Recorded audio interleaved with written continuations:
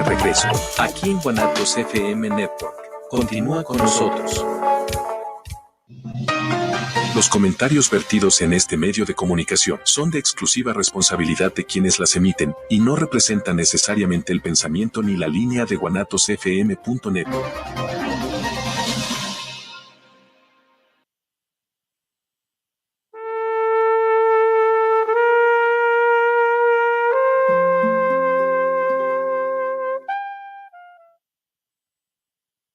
Program, if you want to, talk about each one and everything. What I forgot to tell him is that to leave them up at least a minute apiece. He doesn't do that. He just puts it up. Sí, ya estoy aquí. Muchísimas gracias. No sabía que estaba tan rápido. So let me just introduce myself here. How you doing, everybody? Good afternoon. Thank you for coming to Community Voice Radio. Today I have a special guest, like I had mentioned on Facebook, Lee Roth. We met on July 4th at the American Society here in Jalisco. He's an amazing photographer. We'll get more into that. In addition to that, a photojournalist. He's a member of the National Press Photographers Association and Photographers Without Borders, all that we'll get into. Firstly, I would like to thank those that appear weekly and send us comments. And if you wish to get in contact with us, we have a phone number here in Guadalajara. Mexican number is 5233-1728-0113 Guanatos. You most likely have to put +1 5233-1728-0113 if you're out of Mexico. So that part I'm excited about. I'd like to say hello to Jose Alberto M. Morcillo. He's the film critic and founder of Festival in LA. Say hello to you. We were in contact earlier during the week. He also knows Lee back in LA. You guys somehow connected. And then the 16th of April of this year, I had a Mario Osuna, a award-winning movie soundtrack composer. And I'm mentioning these guys because they're all somehow connected with the movie industry and celebrities and filming and all that. So I have a young man here that he's doing exciting things. Photographer, like I said, a photojournalist. He also publishes, or they publish his photograph on Alamy, I think it's called Alamy, and Alamy, and the big guy, Getty's, right? Getty Images, those big guys. He's currently with Adventure Max, which we'll get into. He'll talk a little bit about that. And he's a nomad. Ever since he stopped filming the red carpet events. But I also want to get on that organization, Half Camera Will Travel. It reminds me of old black and white program I used to watch in New York, Half Gun. Yeah. It kind of reminded me of that, so of course I was laughing. Yeah, so hello everybody. My brother here, Lee. Were you born in California, bro? Were you born in California? Texas. Oh, in Texas. Mm-hmm. Okay, my brother Gene, Texas, bro. My brother lives in Austin. Cool. Just to let you know. And he's an avid photographer himself. Have you gotten in contact there yet, or the internet, or do you need to have a password? We should have done that from Jump Street. Yeah.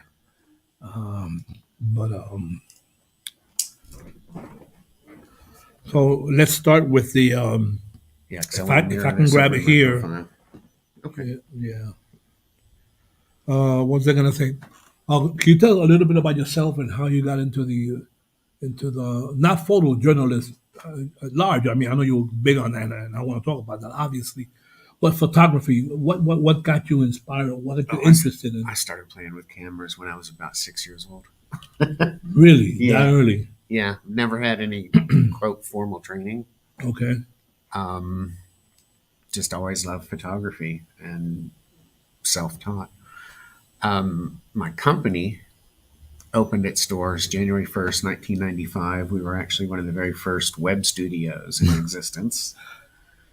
And in February 97, I won a web design contest for Is that right? HBO. Is Got that right? invited to come play in Hollywood, and I just kind of never went home. But it's great that you have that passion, like you said, you started from an early age, and then how life connected and got you into these things. I know they just happened overnight. I mean, obviously I you had to do some never work. planned on being a professional photographer. It was not anything I had really even considered. It all just kind of happened when I started the web company. I was working with I was in Orange County, California, south of Los Okay. Angeles, and was working with a bunch of game studios at the time, game developers, because in 95, as an industry, they were among the first people that understood file optimization. Alrighty. In order for a website to run, you need small files. So I was working with a lot of those companies and was actually writing a couple of magazine columns at the time. And one of the publicists for one of the game studios sent me. Let me interrupt you. So you have background in computer technology? Yes. Oh, okay. I didn't know that. Yeah, I've been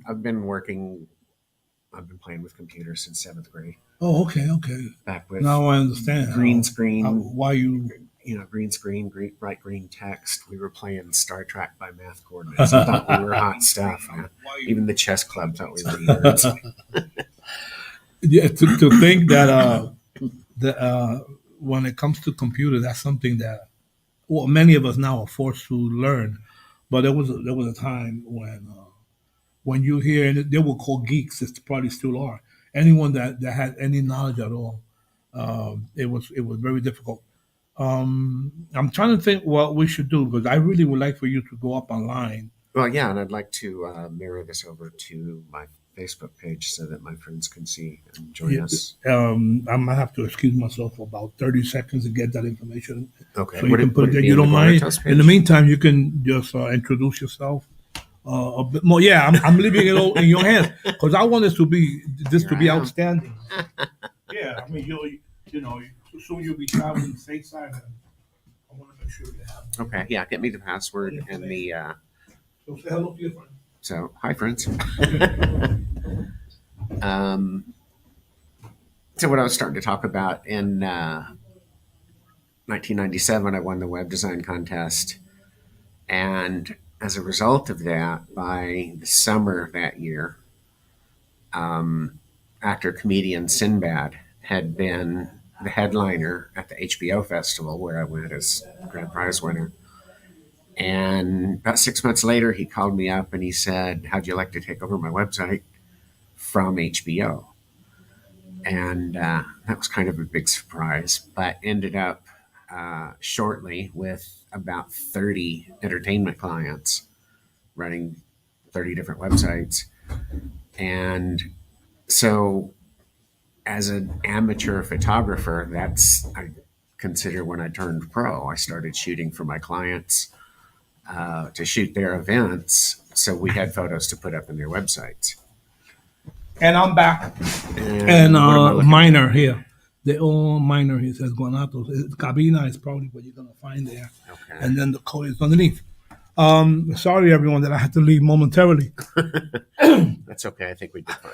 I ordinarily, when I have these programs, it takes me a couple of days to set things correctly and to have an order.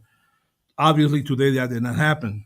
It would have been nice if I had all this information beforehand, because I want when Lee speaks to us, I want to make sure, look at the screen and maybe you might have to move a little bit so the people can check you out. Whatever is more comfortable. I know your thing is in the middle. You want to move it over. Get up and make sure they see you. Not me. They see me every week. I try to hide, actually. That may be better, right? I think that's as far as it's going to go. A whole lot better than what before. Okay. And later on, toward the end of the program, we're going to be showing some images of some of the photographs that he's taken on the red carpet. I was really impressed with those. Yeah, I'm just going to use my hotspot. Okay, and he has a very good a very good eye. Well, he's a photographer, but not everybody has a very good eye. But I saw some of his photographs on Facebook where he put them up, and on Instagram, if I'm not mistaken. And it's great to see those images. He did give me a couple of tips when we met. We didn't have a long time speaking, but the interesting part was that it kind of I went back in memory, and I thought about something someone else had told me years ago about saving the photographs that I take, saving them on a separate folder, and then making a copy and utilizing those if I want to if I want to edit them, which is what I always do. I automatically take them out of the camera and I start editing them immediately, and I really should save the raw copies or before editing them with in any way. Yeah, Where do I get to this? that's on Guanatos. Yeah, that's It's the on their station. page? GR. No, it's on theirs. Guanatos Yeah. FM. Yeah. So I like the fact that he's traveling around. It's funny because that's something that when I retire, and I'm saying funny because it's similar. I started doing also. I just retired and I started traveling around, even though I had done it before. Are you there yet? I'm on the wrong one. Okay, you're on the I'm on their Guanatos. page. Sorry, everybody. I'm trying to hook up and share this to my friends. I know there's 2 different pages of theirs.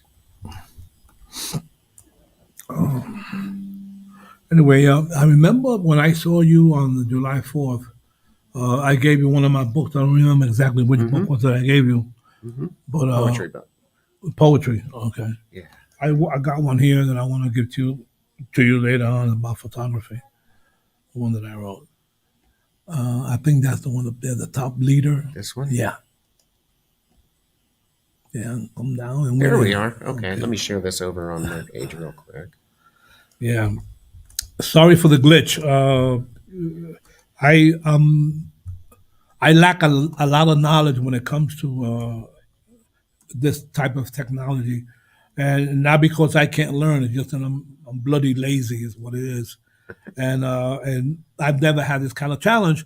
But I would like Lee to share with his friends, the audience, There we go. a bit of his knowledge and his experiences, and that's what's more important. Okay, there you go. So we're here now. Yeah, I want to see if I can get to the comments. There we go. Okay, you already got. Okay, so now I'm up. For all my friends, I've got this shared on my personal page and have the chat room open or chat window open. So if you want to say hi, do so, and I'll try to call you out, and we'll take questions in a little while. And hi, Austin. Oh, Gene, you. Gene Mays is my brother. He lives in Austin. Yeah, he followed me yesterday. So, Yeah. Hi, Gene. Oh, cool. Oh, behind my back, eh? Okay. So, what I was talking about was how things got started, Yeah. which was basically winning the HBO contest. And that was for the U.S. Comedy Arts Festival in Aspen, Colorado. And I was like, no fair, I used to live there. So the headliner of the comedy festival was the actor comedian Sinbad.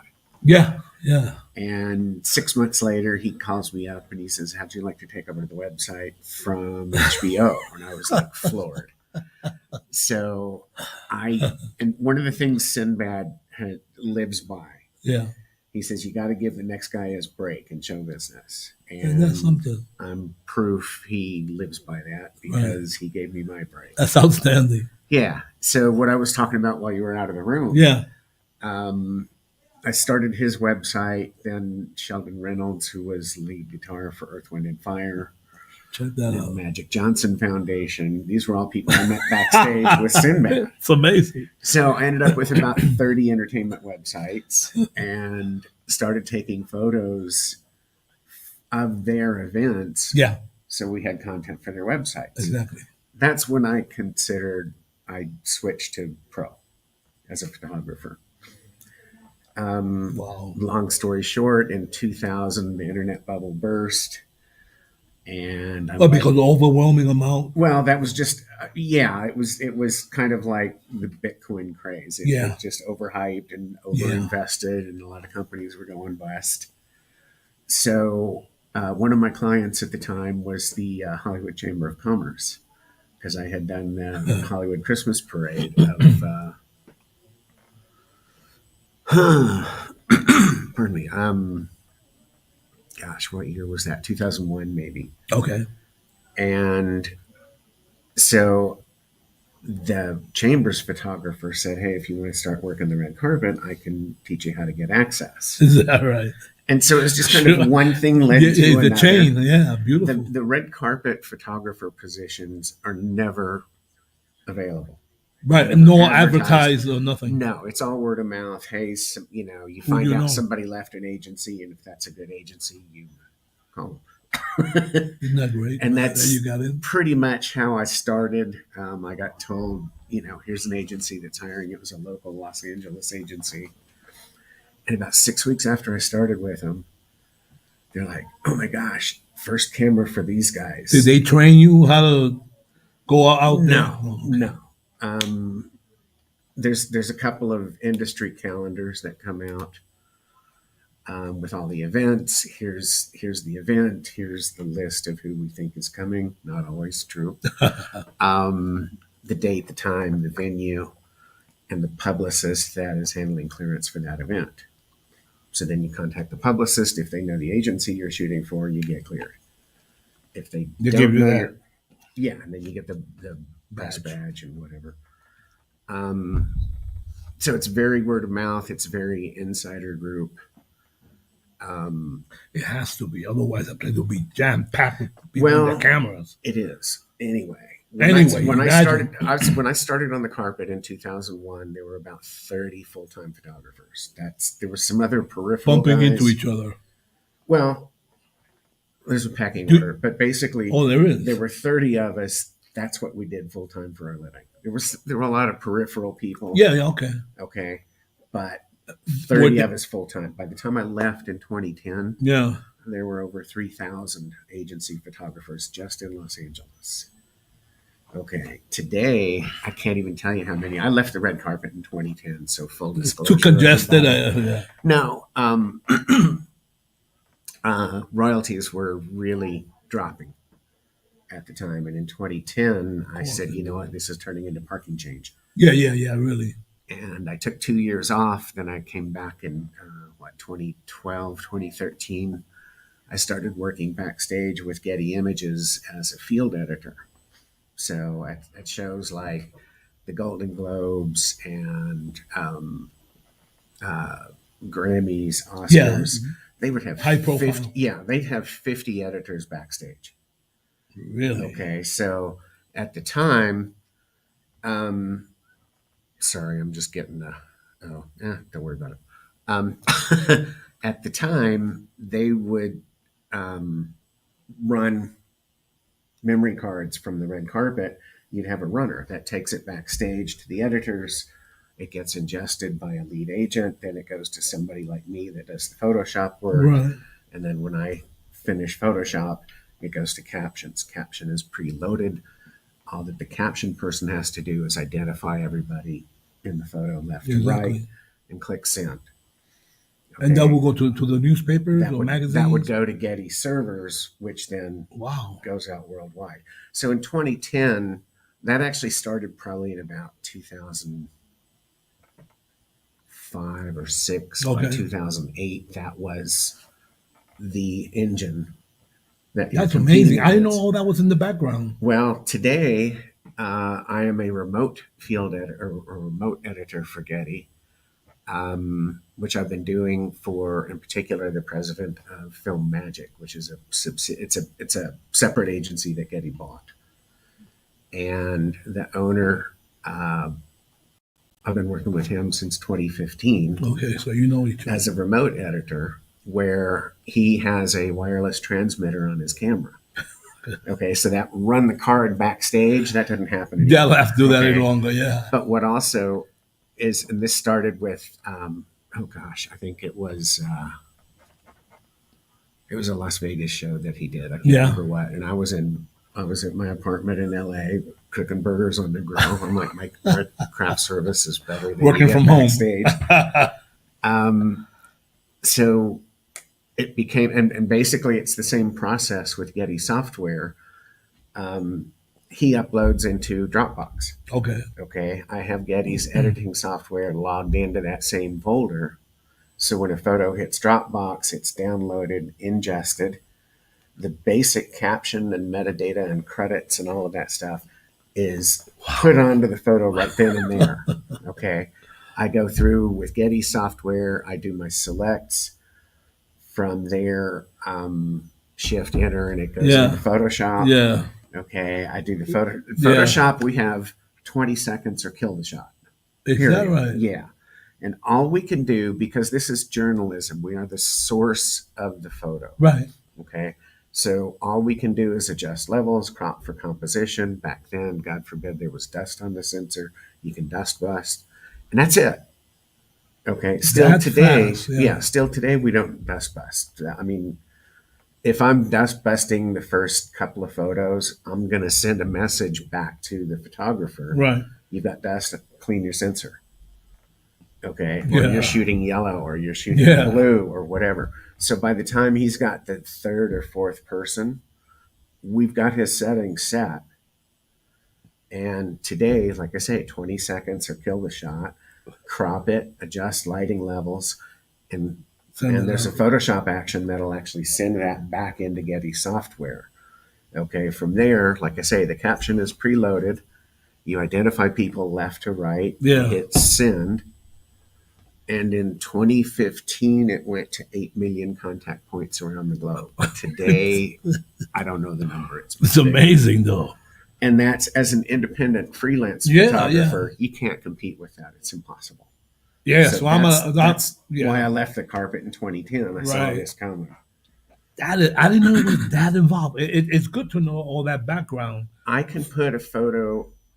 Let me rephrase that. I start putting photos on Getty servers within 15 minutes of the first limo drop. It is live. It's the same thing as if I'm sitting backstage. Yeah. But now I can do it from here in Guadalajara. I did it from Costa Rica last winter. Wow. So you're on contract with them, with Getty? No, freelancer. You're freelance. Freelance. I work with the president of Film Magic. So who shoots for Getty? I mean, Getty's like so big. There isn't a photograph you watch. They are the largest photo agency in the world. Let me ask you, are they affiliated in any way, or is it a total different entity? National Geographic, is that totally different? Totally different. Because even those guys, I saw a documentary, and even that is really involved. I thought someone just walked around with a camera, took beautiful pictures of sunset, and then send them to National Geographic. No, they have to know who you are. Yeah. You got to be on their payroll, I guess, almost. No, actually, there's very few staff photographer positions left in the world. Is that right? Yeah, everybody's freelance at this point. You develop a reputation with your agencies and with the publishers. The publishers get used to your work. They know to look for you. Do you have to have an agent or something in order to know what's available? No, agents are for fine art photographers. Oh, I see. Which is a different group of people. To sell that galleries or whatever. Vogue promotion. Stuff like that. But my stuff has been in, I quit counting at 40 countries. I have no idea. Man, isn't it great though when you have that kind of control over what's yours? Control is the wrong word. Control in the sense that you can do it from home. Two, I mean, you don't have to deal with the hustle and bustle of being there, getting dressed up, meeting deadlines. I mean, you do meet deadlines still, obviously. But I'm saying this is like you're at the point now where your professionalism allows you to very quickly edit, do all of the little technological stuff that I never heard of before. Yeah, I mean, but you do this in a matter of moments. I've been editing photos on computers since 1986. Oh boy, I didn't know they existed. I started using Photoshop. It's not keeping up. It's all right. My bandwidth for roaming. So Oh, I didn't know that. I didn't know it was that. Well, Yeah, I mean, I just got hip to this editing business. oh, What, 5 years no, I ago? was Maybe. talking about Facebook. I started using Photoshop in version 2.0 in 1996. Version and back to the HBO thing. Version 3. I was working a contract for Northrop Grumman at the time on their intranet, which is internal internet. They had 40,000 employees around the world, and they're like, we want to cut down on satellite meetings and flying and transportation and blah, blah, blah. Geek So stuff. we're going to have online meetings. And 2 weeks before my contract was up, Photoshop 3 came out. And I'm like, layers, what's this? Really? Let me check this out. And so also JavaScript was literally about 10 days old at the time. And then I get the invitation from one of the game studio publicists. Here's a web design competition for HBO's US Comedy Arts Festival. Read the rules, submit an entry. I won. Why not? Yeah, isn't that amazing? You won it because you knew your Well, stuff. what was cool was, remember I said it was in Aspen. Yeah, Fair I used to live there. Great, beautiful spot. The photo I used was one of my shots of Aspen Highlands from the chairlift.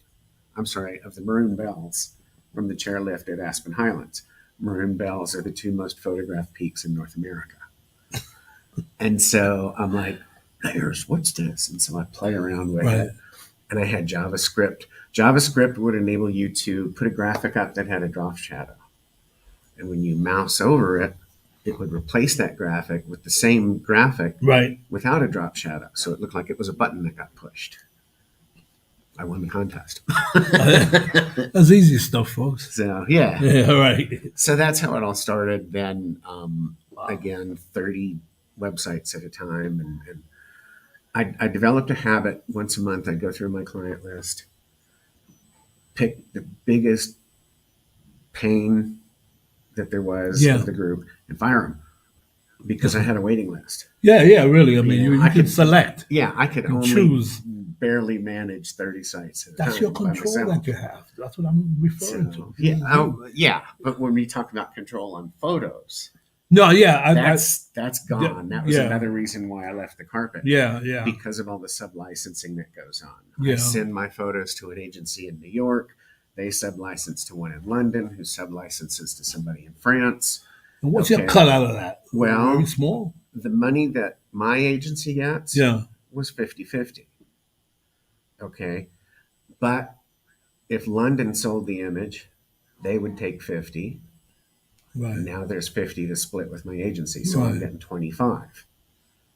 Okay. Now if France sells it, they take 50. Then London's going to take 50. Of course. Then New York's going to take 50, and I'm getting the smallest check in the chain. Yeah. So, but it accumulates, though. I mean, if it multiplies, bit by bit. The thing today, one of the Getty staff photographers, and Getty basically the only staff photographers left today are the agency owners that they bought. Okay, but one of them, one of my friends said, and I don't remember what year it was, I want to say 2017, 2018, his monthly sales reports were hundreds of pages long of 12-cent sales. Is that right? Okay, so unless you're with Getty, Reuters, or Associated Press, you're not going to do enough volume to matter. Yeah, you got to be on your own. Yeah, and now today, COVID just stopped the entertainment world. Okay, premieres stopped, movie production stopped, award shows stopped. Writers, actor, everything. Yeah, everybody. We were all out of work. Right. Okay, and then in 23, well, let's go back to the changes that brought about. Today, instead of 70 photographers at a major movie premiere, now there might be less than 20. Okay, wow, that's a big change. When I shot Oscars, I shot them in 2003 and 2004. There were 70 photographers on the red carpet from the entire world, and there were 65 photographers in the press room, not necessarily the same ones from right. The 2 years that I shot, fortunately, I was cleared for both.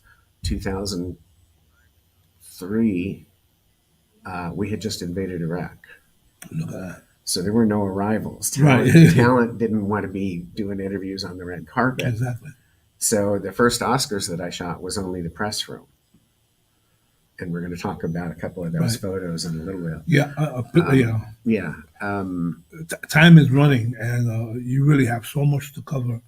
And you do, because the time, look, it's already half hour. Yeah, I'm looking. And our little technical glitch that we had, that didn't help Okay. anything. 10 minutes, 15 minutes, I reckon. Yeah. Talk to me about this group that you belong to, Photographers Without Borders. So, Well, I is joined, this, is this I joined them this year because of my traveling. okay? I've been a member of National Press Photographers Association for at least 7 years, probably more. My main reason for joining both is the code of conduct, code of ethics that they both have. And this comes back to what I was saying before. We shoot as the source of the photo. I restrict myself to journalistic standards. And one of the best examples I talk about is from the Iraq War. There was a photojournalist who was out and he photographed a city scene. There were 2 anti-aircraft guns here. There was 1 here. So there's 3 in the shot. Right. Okay. And they're all going off. So you got flame and smoke and a couple of buildings in the background. Well, there was this vacant area in the center of the photo. And he thought, well, it would look a lot better if there was another anti-aircraft gun there. So he created one. Dropped one in. Okay. And the photo went out, and it went out on the wires, and it was published all over the world. And other photographers who were there went, wait a minute. Yeah. That middle gun wasn't there. Right. Okay. So that photographer's work was called into question all the way back through his history, his entire library. Okay. Because the agency now had to issue a retraction. Exactly. And for any publisher that had already used the photo, they have to do a retraction. God, the cost of that. Okay, so today, all we can do, as I said earlier, modify lighting levels, crop for composition, and send. That's it. Yeah. Yeah. Now I understand the ethics part. Yeah, so by associating with National Press Photographers, which I did several years ago while I was still on the carpet, actually way before 2017, I was indicating to all the publishers, these are my standards. And I still obey that today. Right. I'm still an editor for Getty. Now, and the difference would be if you're the editor at one of the tabloids, People, Us Weekly, whatever, I think whoever's still around. A lot of them have gone out of business. I lost track. But they would run, if somebody comes down the red carpet and they've got a blemish on the end of their nose, okay, the tabloids are going to run it. Oh, celebrities, they're just like us, okay? And they'll run it. Where Glamour or Harper's Bazaar, they've got a different audience. So they might airbrush it. They probably will. Yeah. Okay. But they're the end user. And their audience understands their photos are going to be pretty. Yeah, they can get away with it, but myself as the source, whether it's my shot or whether it's the president of Film Magic's shot, we are the source of the photo. It has to represent real life. If there's frequently on a red carpet, they'll put gaffer's tape, put a little X on the carpet, stand here. Right. And most of the time, talent's going to miss it. It'll be between their feet, in front of their feet, behind their feet, to the side, whatever. They're not looking for it. As an editor, I cannot remove that tape because that's altering the reality of the scene. Is that right? I didn't know that. The magazine can remove the tape because that's what it's a distraction. Okay, but I can't as the editor forget it. You are later on we're gonna show some of your images, and in one of them you have I think it was People magazine. And when they changed the color of the shirt of Us Weekly. They took a shot of. Well, we should put the photo up. Well, it'll be towards the end, Okay. but I just wanted to mention it. There's a Because, shot of Ashton Kutcher that I took at a premiere, and at the time he was engaged to a different celebrity. then Yeah, and so no, he was not. He was engaged to a different celebrity. yeah, I mean, other than Yeah, the shot. And so what happened on the cover? And he's wearing a white shirt and a Yeah. jacket. Okay, so the cover shot comes up a few months, like probably 6 months later. And my agency sent me a note, is this your photo? Yeah. And what they had done was they had made a composite with Demi Moore as Demi and Ashton had started dating and were announcing their engagement. So you've got Ashton with Demi, who wasn't at that premiere. exactly. Okay. When I shot Ashton, he was actually engaged to somebody else. He was wearing a white shirt. Right. And when you look at the cover, you'll see the US logo was white. And there's a little photo insert next to him Yeah. where the talent, who I don't even remember who's in that photo, it wasn't mine, was also wearing white. So they changed the color of his Wow. shirt to blue Yeah. because it was too much white. Yeah. And so my agency says, is that your shot of Ashton? Yeah. And I literally had to take a photo of the magazine cover. Go back in your to open files. my photo up, overlay it. And the way we knew it was my photo was the hairline matched. Okay. I'm like, that's my shot. Otherwise, you wouldn't have recognized or wouldn't be Well, sure. Otherwise, my agency's not going to bill for it. Okay. If it's not my shot, they're not going to bill. Of course. So, Wow. Yeah, I remember, and I saw what we're going to put up later on, and I saw it, and I started laughing. I said, "You never know." Yeah. The magic behind. It's not. I'll just say this, and especially with the tabs, the photo doesn't necessarily represent reality. They gotta I sell. had They there gotta was sell an magazines. editor of oh goodness, was it Star or Inquirer or Globe? I don't remember. Yeah. One of the rags. And she called me up and she said, I heard about this little controversy on the carpet between these two people. And I'm like, didn't see it. Yeah. And so she's pressing me. Well, I heard this and this and that and that. And I'm like, Did I that? can't verify this. I, didn't witness it. And she asks it a different way a third time. Okay. And so again, I'm like, I didn't see it. She's like, that's okay. We'll just make it up. And I'm like, Right. that was a friend of mine. And I'm like, did you really just say that to me? Wow. So It sells, huh? that's the tabs versus real journalism. That's the integrity you're talking about. Yeah. Yeah. Talk to me a little bit about this these National Press Photographers Association. That was something that you joined before you started doing photographs of celebrities. Or No, you- it was. I joined it while I was on the carpet. or you- Yeah, And is that for any photographer, or those only that work for you have the? you have to be a press photographer. Okay. You have to be published. And with Photographers Without Borders, and there's links to both of these on my website, by the way, adventure-max.com. There you go. Knew I'd get it in there somewhere. That's funny. The Photographers Without Borders is only open to publishers. So links on my website. Yeah. The National Press Photographers link goes actually to my profile page in that organization. Photographers Without Borders link just goes to their homepage to introduce the organization. But again, my reason for both of them is the code of ethics. Yeah. But also they're both extremely good at education for photographers, professional photographers. Right. So they both run seminars, webinars. Photographers Without Borders does a lot of educational very informative trips where you're working with their people. Oh, hey, Reese.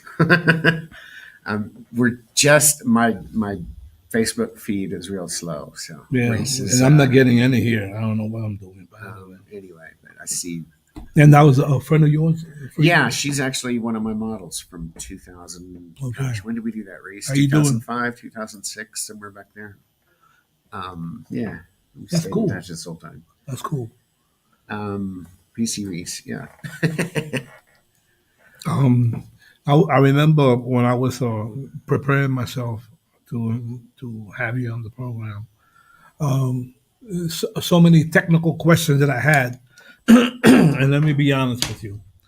I'm glad you told me that that they were cool, that they were interesting, but that was how you call it, that technology, AI, IA, whatever the hell. I do not use AI. I did. I don't, because That's how I got those questions. That's why you thought it was so. You thought I was brilliant. AI. There's a story I talk about. There's a very renowned photographer in portrait photography, and he started working with AI 2 years ago, I guess, when everybody else did. And I played with it for about 4 or 5 months. But watching this guy's work, and I had admired him for years, I started questioning whether he was even using his model shots to create the photos with, or was he just purely generating the whole thing. Today, he does use his model shots, but he's AI generating wardrobe, background, scene, the whole thing. So if you start to use it, it throws back to the guy with the anti-aircraft gun. It throws all your work into question. The bad part is that they depend on it so much now. When I say that I used it, it was Professional photographers don't. No, I'm glad. I mean, and I don't even want to learn how to use any of that. No, I don't, because I don't want. I mean, it's bad enough that I feel guilty when I edit with regular editing programs. Yeah. But the AI that I used was for the questions. Yeah, it wasn't anything to do with the photography. Yeah. But and then even when I use it, I look them over and I delete some and I modified some questions and stuff like that. It does give me a boost. It does give me a lot of help. But I try to remain as original as I can. But in photography, I saw an article not long ago, and I saw the difference between those generated by AI and the regular photography. Yeah, they look beautiful and all that. Mm-hmm. But I think personally, though, I mean, I would not be satisfied exhibiting one of my photographs, knowing that I had. There was another photographer who was talking about this great photo that I created using AI, and I'm like, that is not a photo. That's an image. Okay. Don't call it a photo. Muy diferente. If it's generated. Yeah. I'm seeing questions from Gene Mays, which I think we just answered one about how do you feel about AI. I think you got that down by now. But he's asking actually some of the questions you asked, and I said, well, people aren't going to want technical info. Gene, I shoot Nikon cameras, Nikon lenses. I don't use third-party lenses at all. Never have. Right. When I was back on the carpet, I was using D1X, D2X, I think a D810 maybe was the last of the big cameras. Today I use a Nikon Z6 II mirrorless camera. On the carpet, generally you're going to use around a 24 to 105 lens so that you can, your talent is 6 to 8 feet away from us. So with the 24 to 105, I can use the 105 and zoom in and get a nice shot, clear, and then I can back out and get a full length shot head to toe. Okay, if you're doing a fashion shot with the ladies, don't clip the hair, don't clip the tips of the shoes. Right, those are the editing rules. Okay, even the natural, they don't want the hairs clipped anyway. And then I would also sometimes on the days when I carried two bodies, I would use a long zoom, like usually a 200. Really? So that when somebody is, and there's like with photography, we have 30 to 45 seconds with top down. Okay, so they would stop once, they would turn, and that's when I'd shoot my long lens. When they turn, now they're looking at me, or it looks like they're looking at me. And I can zoom in with that long lens. Okay, they'll stop again, and then they'll stop hopefully somewhere near in front of you. and that's when you go in and get the tight head Wow. shots. Okay, So it's a tight strategy. head shots shows the emotion. You get the feeling of what they're feeling. There's a shot coming up of Nicole Kidman with an Oscar, Yeah. and she's down like this with it. And the story behind that shot was think about what she's going through. They call her name. It's a frenzy as she's walking through the audience to come up the stage and grab the statue and try to give some kind of speech. Most of them can't tell you what they said by the time they get to the press room. Okay. She then comes down the hall from backstage. There's usually a publicist with her. There's a makeup artist. There might be a hairstylist. Quick, let's do a comb and freshen up because you're going to go on stage in the press room. And Adrian Brody had won supporting actor that year, I think. No. For the pianist? I knew I needed to look that up. No, isn't that the film? No. I think it might have been pianist. Tim Robbins. Oh gosh, I don't remember who. Well, anyway, I don't remember who won best and who won supporting. Anyway, they were Adrian Brody and Nicole Kidman were supporting. So what happened was Adrian Brody is up on the stage and he's just giddy. There's no other way to put it. It's just energy. Okay, so Nicole's coming down the hallway, quick hair, quick touch up on the makeup. She comes into the room. Adrian pulls her on stage. Hey, quick, let's do our 2 shots together, right? And finally, he leaves the stage, and she's like, no. And she puts her head down. She's holding that Oscar right in front of her, and I'm like, wow, right here. This minute is mine. Right. Okay, because everybody's yelling, Nicole. And that's another thing. It's all first names with the talent. It's not Miss Kidman. Right. And there's kind of a funny story about egos. Sir Ben Kingsley. Sir Ben Kingsley. If you call Ben, he's going to walk away. It's Sir Ben. Oof. Okay. And there was one time Anthony Hopkins was coming down the carpet, who's also a knight. And I went, "Oh, Sir Anthony." And he's like, "No, man, it's Tony." And he put his hand out. Right, cool. And I'm like, "Dude, you got it." Let me see if I can put up the photographs. Okay. Israel, sube las fotos, por favor.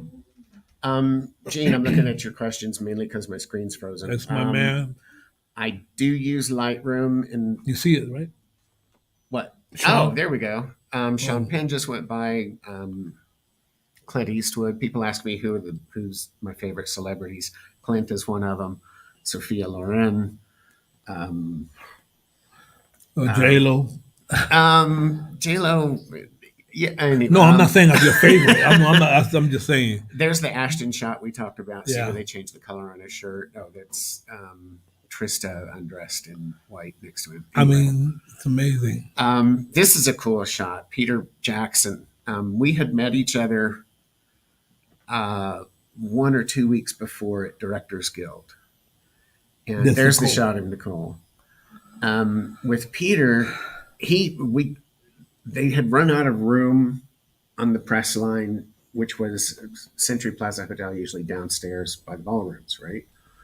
And they had run out of room, so they sent about a dozen of us photographers up outside the front door at the limo drop. Okay, and we've got about 3 feet of sidewalk. Is that right? Okay, that's too close. I can't shoot really. Here. So I would shoot people as they were coming towards me, and then when they got in front of me, there's nothing I could do, right? Yeah. So Peter Jackson had come down. I got my shots, and as I was the last person before you turn and go in the front door of the hotel, right?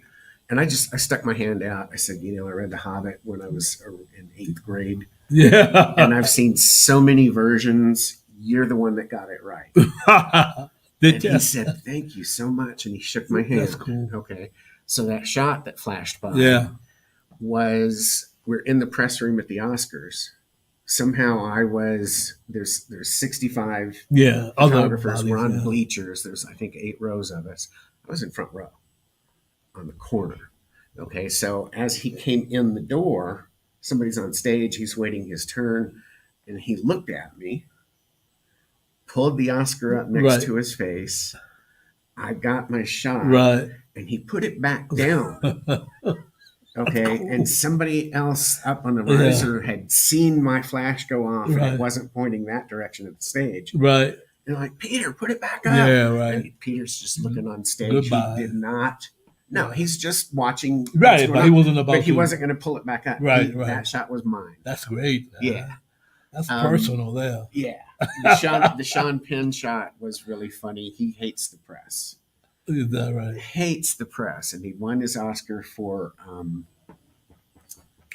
Milk? really, really heavy part. Daughter gets murdered. Oh. Mystic, was it Mystic River? I thought he won it for the other.